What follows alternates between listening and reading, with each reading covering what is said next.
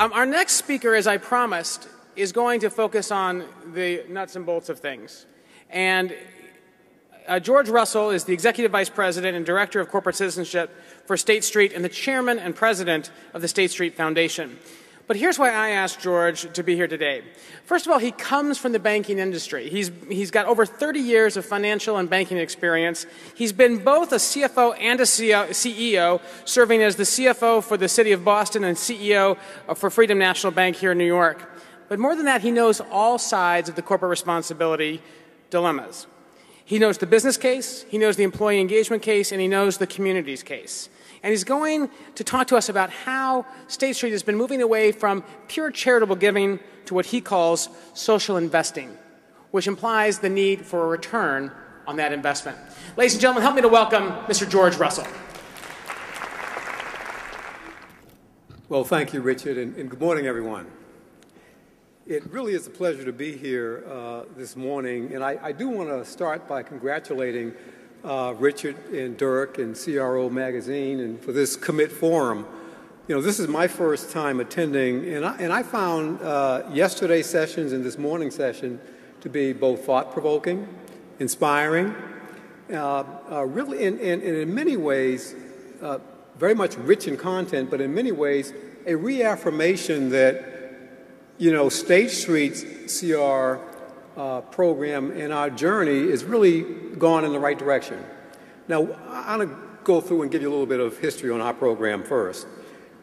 We started our program some 9 years ago, and it was a direct result of some business travel that myself and a colleague made to Europe, and there we were talking about community affairs, but the conversation was along the lines of sustainability, the environment, full disclosure, et cetera. So we came back from those meetings and ended up talking to a lot of our good friends, some at the conference board. You probably know David Vidal.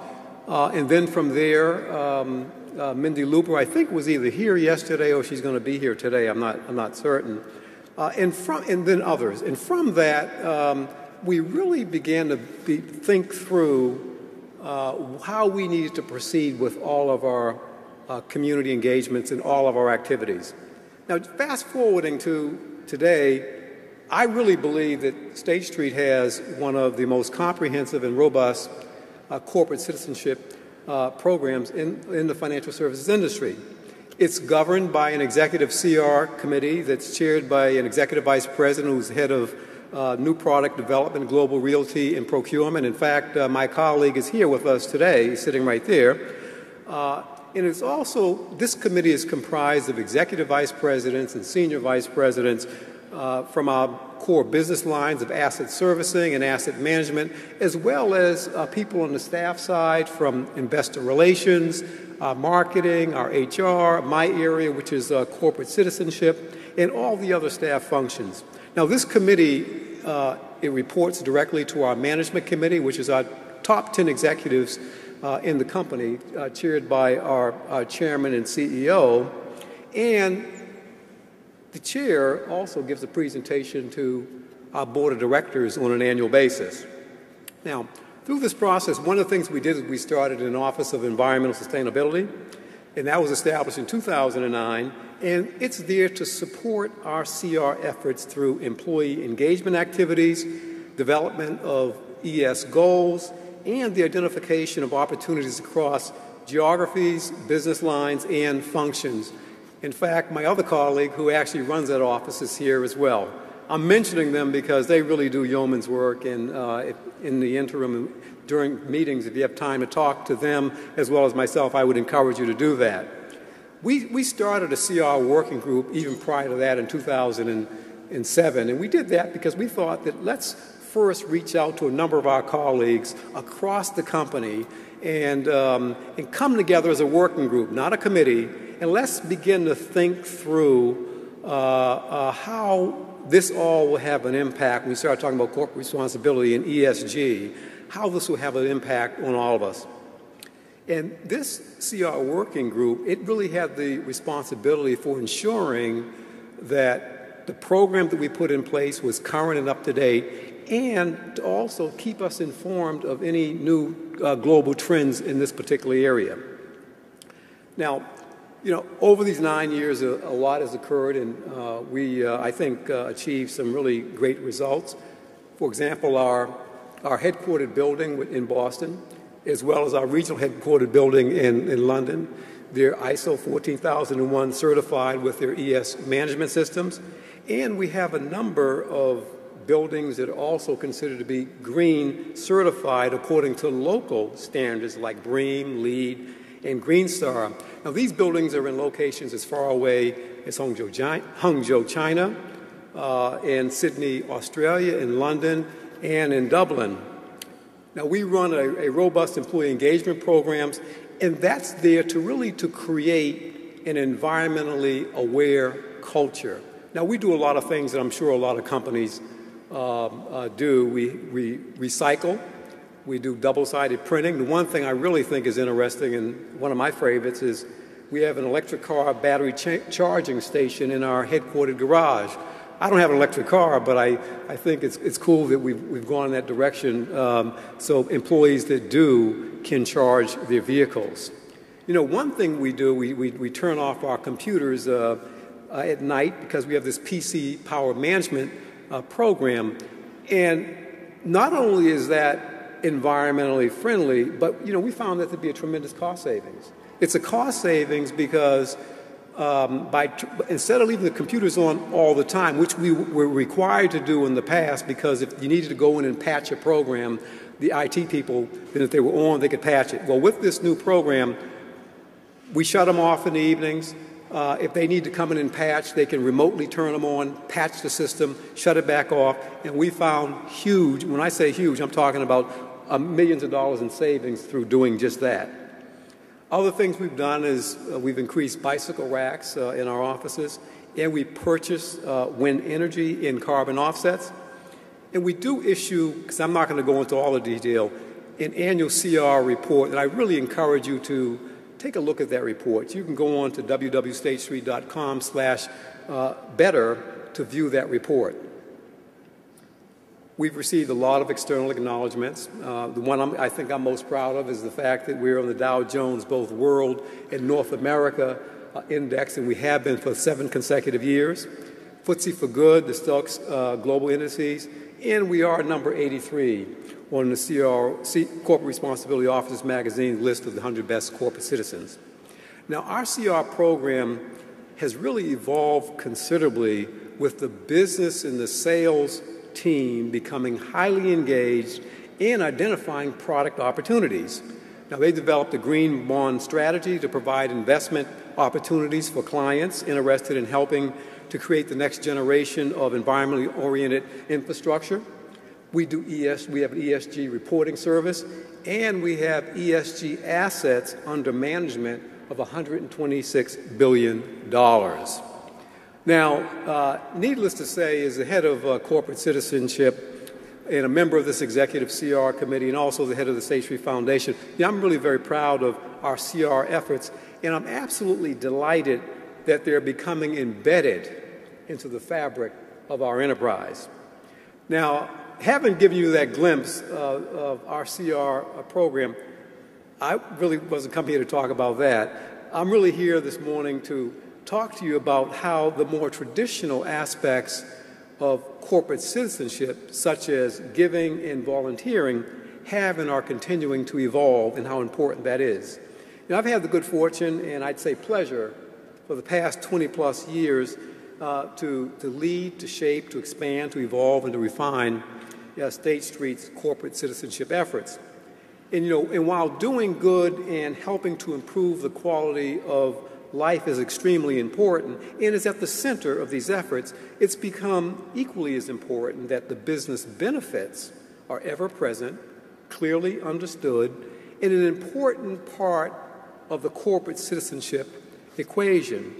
Now, this is particularly true for State Street, but I think also other companies, especially as our U.S. economy is beginning to, I guess, slowly emerge from this great recession. Some of the benefits that I'm referring to is adding measurable value. for companies, we certainly want to increase our visibility, our image, and our reputation. We want to engage our employees in meaningful activities. And in doing all these efforts, we want to make sure that we are contributing to the company's, what I like to refer to as its multifaceted bottom line objectives of both return on investment, but also the return on these relationships. Now, our foundation was established in 1977 at a time when State Street was a traditional commercial bank with lending money to corporations as its primary and its principal business. But when, interstate banking hit, the reality set in for State Street that it really wasn't able to effectively compete with the other four major regional banks in the Boston area, nor the money center banks that all of a sudden really found New England, Massachusetts, and Boston a very attractive market. So as a result, State Street decided to change course. It went through a process of really reinventing itself from being a regional commercial bank to becoming a global financial services company focused on asset servicing and asset management for institutional investors, including state and municipal government, retirement systems, and Fortune 500 pension schemes. And today, with $22 trillion in assets under custody and $2 trillion in assets under management, State Street is one of the world's leading providers of these financial services. Now, this change in State Street's business model and its geographic footprint from being something that was local to something that became global really had some serious implications for our corporate citizenship in our State Street Foundation. For 20 years, corporate citizenship in the foundation staff supported numerous Boston-based NGOs. However, with this ever-growing global footprint, we now face this global challenge. State Street was rapidly expanding into every major financial market, while my staff was largely a U.S. and Boston base. But in order to make corporate citizenship efforts truly global, I began pursuing the expansion of our corporate citizenship programs, the first of which was the State Street Foundation, to other State Street sites across North America, EMEA, and the Asia-Pacific regions. And while recognizing that, there was no way I was going to be able to put staff in each of these offices, that just wasn't going to happen, I chose to build out really an employee volunteer committee approach that emphasizes the use of local knowledge, relationships, and decision-making in the management of our foundation's activities outside of Boston. We identified, we organized, we trained, and we funded employee volunteer community support program committees. Now, this allowed us to really tap into and engage employees as those who would really deliver this service in their local communities. In our view, local employees know the local community issues, and they are well suited to identify and work with local NGOs. And along the way, clearly, we experienced numerous challenges resulting from language barriers, cultural differences, and some very different perspectives regarding program categories that warranted support.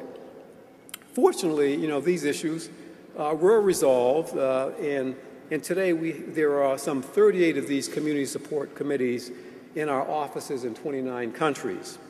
Now, the one issue that continues to persist, but I think today to a lesser extent, is our committee member turnover. As I mentioned, and we sort of anticipated that because after all, we are using this employee volunteer model where employees have other full-time jobs. But to minimize this turnover and to lessen the administrative burden on these committee members and to ensure that these committees could perform in their primary responsibilities of building relationships with the NGOs and deciding on which organizations warranted support, we restructured that process. We further streamlined our program as a result of a strategic planning process and decided that a narrowed focus would be in the best interest of the NGOs that we were investing in and to the State Street volunteer committees that were charged with determining which NGOs were having the greatest impact and warranted our support. We also decided that our narrowed focus should be closely aligned to State Street's business model. As a result of this plan, we decided that education and workforce development is where we would concentrate our efforts. You know, it aligned very nicely with our business model. As a company, we really do need an educated workforce. And when you think about our business and what we do, we certainly want every member of society to become gainfully employed and participate in savings and retirement plans. You know, in theory, the greater number of participants, the more financial assets there are for State Street to potentially service and manage.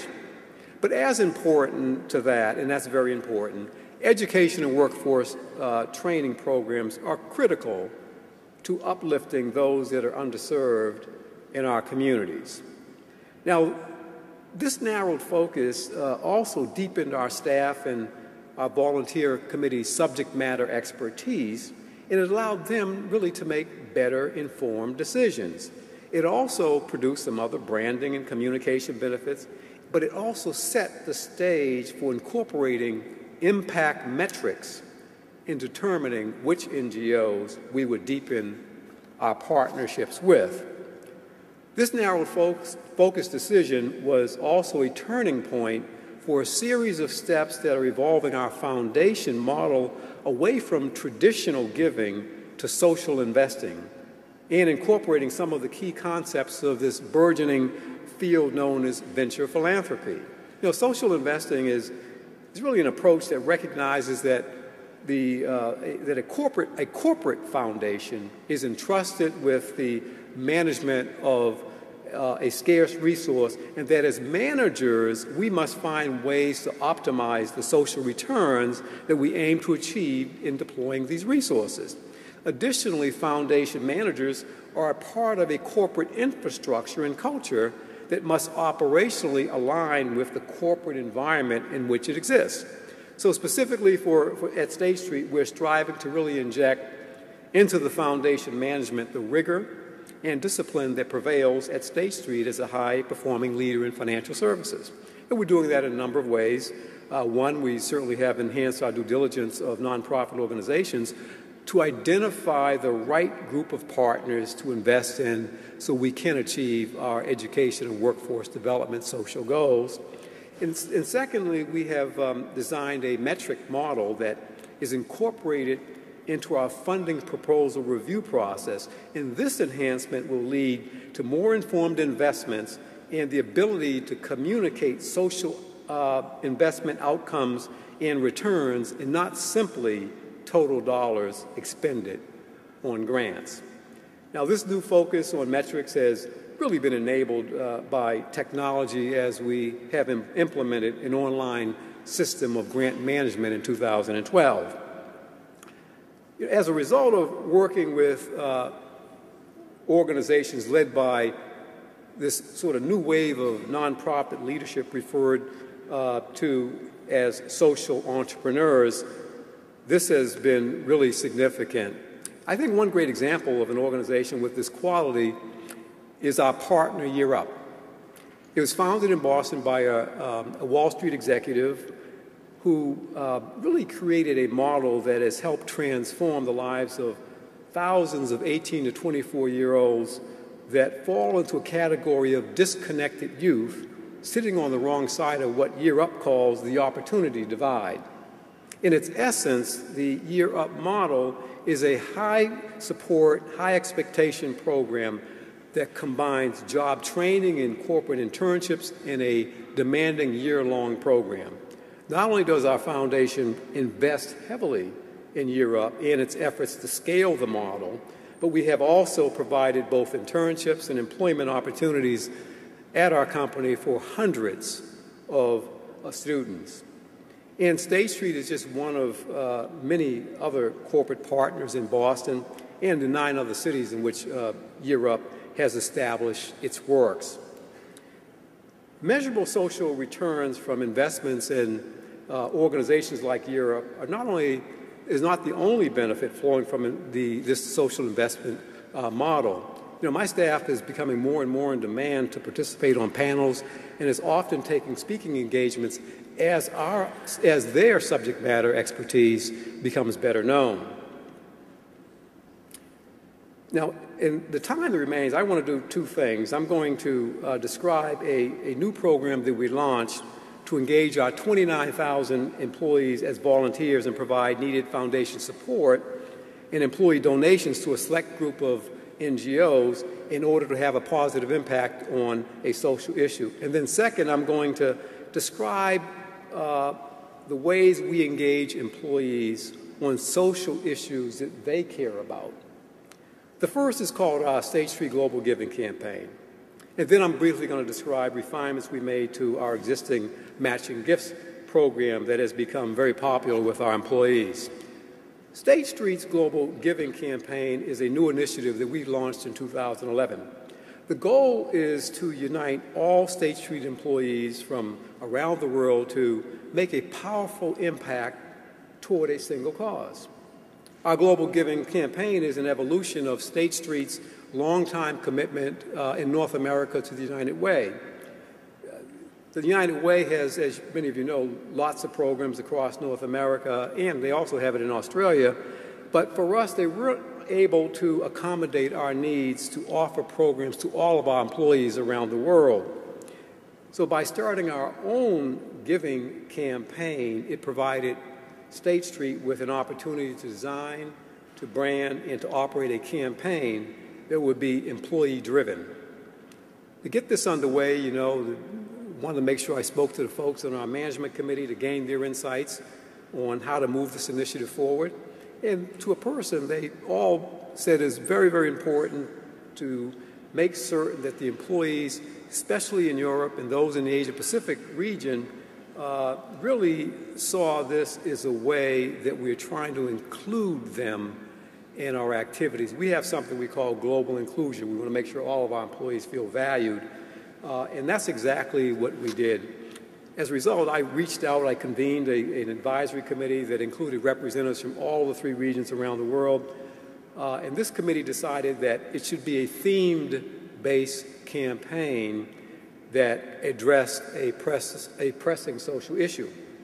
It also decided that this campaign should be billed as an employee engagement campaign, and every attempt should be made to maximize employee participation in volunteer opportunities designed to increase their awareness of the designated social issue, and that the amount of money raised should be secondary. Further, the committee advised that the campaign should commence on October 1st of every year, and that we stay with the same theme for at least 3 years in order to begin to measure what kind of impact we're having. We conducted an employee survey that surfaced education, by the way, as the issue that we should focus our efforts on, and poverty and the environment were the runner-ups. The survey also pointed out that our employees would welcome a campaign of less pressure but more inclusion, where employees could choose to donate, volunteer, or both if they chose. The advisory committee decided that each region should be empowered to define how to best make a positive impact on education and recommend a list of possible charitable partners. We established this regional organization structure where there were 3 tri-chairs, 1 for each region, and they in turn built out their organization so we could get the campaign underway. Now that 2011 campaign, I think, was a success on many levels. In terms of funds raised by employees, over $1.5 million, which in turn was matched by our foundation. But the employees were extremely, I think, creative in the way they went about raising money. For example, just a quick example, the folks in London, they came up with an idea of what they called State Street Has Talent. They decided that we want to put on a talent show. So employees that had talent would get up and display their talent, but you'd have to pay. And all those funds that were raised would go toward this campaign. The folks in Luxembourg and in Edinburgh, Scotland, they decided to put putting greens, 18 greens, putting greens in 18 different offices, so you'd have to pay. to go in and putt, and that's the way they raise money. So I really thought the creativity that took place from this as a way to engage employees, to increase their awareness, was really phenomenal. You know, in a post-campaign survey showed that 63% of respondents felt engaged as a result of participating in the campaign, and 59% stated that volunteer opportunities helped increase their engagement. Now, you know, it'd be nice if I could say everything went smoothly, but, you know, and there were no problems. That was not the case. I was certainly, we were all pleased with the results, but I must tell you there were a number of unforeseen challenges. We didn't realize, to be quite frankly, how long it was going to take, the planning would take to get this campaign underway. It took us 2 years to plan this through. Creating and supporting a central platform for all employees to make pledges, transact donations, and record volunteer hours was painful. Making certain that charity partners met the data security requirements of a financial services company, including upfront screening, required a considerable amount of time and work with our legal and data security departments. The concept of global giving was new to most of our colleagues, global giving in an organized fashion to most of our colleagues across the Asia-Pacific region, as well as EMEA. And then offering the campaign in 6 different languages was a challenge. And not having a company-wide payroll deduction system, and with payroll deductions limited to North America, also produced some challenges. And the folks in the Asia-Pacific region and across Europe, they really preferred cash donating, which posed security issues around cash collecting and conforming to U.S. regulatory requirements for handling employee cash donations. And multi-currency donations were another obstacle that we face. Now, even with all the challenges that we encountered, the benefits really were far greater, and this inaugural campaign was not only a success, but it produced a side benefit of more employees around the world signing up to work on volunteer projects and assist NGOs in their local communities year-round. Now, with our 2011 campaign behind us, we just kicked off our new campaign for 2012 on Monday, and it will run for the entire month of October. And I'm excited about this year's campaign because one thing I do know is that it will be a success. That I know that because our employees have continually demonstrated a remarkable capacity and a willingness to give back to their communities. We value their commitment, and we seek to engage and unite them around their passions through our programs like this Global Giving Campaign. Now, the existing program, I'm going to go over really quickly because it's something I think has been really wonderful and unique, and our employees really enjoyed, is our matching gift program. I know most of you are very familiar with matching gifts programs. Well, ours was a traditional program like most. It was very limited. But now, I'm just fast forwarding, it has several features that make it even more appealing to our employees. First, the program is no longer restricted to matching donations just to colleges and universities. Now we consider it an employee benefit. Any 501c3 you can donate to, so long as it passes all the the Patriot Act and other things. Okay. And second, we, instead of limiting dollar matches to $5,000 per employee per year without taking into consideration the employee's capacity to give, we put in place a 4-tiered giving structure. It's $35K for that C-suite that people refer to. It's $25K for executive vice presidents. It's $15K for senior vice presidents. It's $5K for all others. Now, the final change we made came as a direct result of listening to our employees. State Street has 29,000 employees, and although the company has existed for more than 120 years, it's a young company. And by that I mean the average age of our employees is under 30 years old. Now, these younger employees are socially conscious, actively involved, and are more than willing to contribute to charitable causes. However, they've made it very clear that they do not have the discretionary income to take full advantage of that match. Well, to address this issue, we put into place what I call some bells and whistles. We created what we call Do More. And what that is a feature where if you as an individual, if you donate up to 24 hours during the course of the year with the same nonprofit organization, we will monetize that and give them a $250 contribution. And that can go up as high as $1,000 if you, in fact, donate 96 hours to that same organization. We also added another feature called Collect More. A lot of our employees, they're into what I call the a-thons, walk-a-thons, bike-a-thons, marathons. So what we did was we put in this feature that said that if you participate if you go out and collect pledges for a physical activity that you're going to participate in, then we will match that up to $1,000. And that really has been exciting for a lot of our employees in a way that we can really engage them. In closing, I can see I'm running out of time, and my friend Richard is right there. Let me just say that the most important components of any corporate responsibility and sustainability programs are really three. It's making them relevant and strategic for the company. It's engaging for the employees. And it has to be impactful for society. A lot has been said about the underlying materiality of ESG issues as a company's bottom line, toward a company's bottom line success.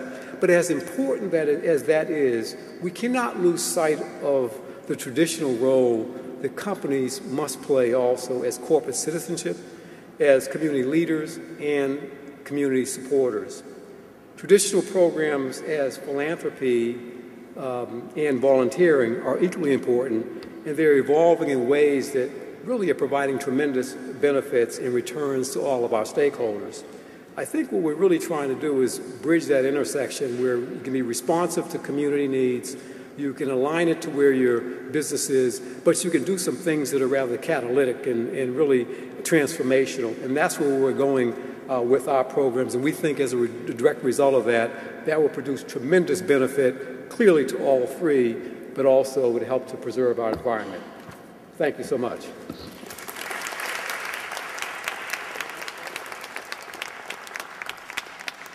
Let's keep that applause going for George Russell. I think that was a great breakdown of so many of the details of what goes in to managing one of these programs. George, thank you so much, and we're really honored to have not only you here, but a great contingent of folks from State Street.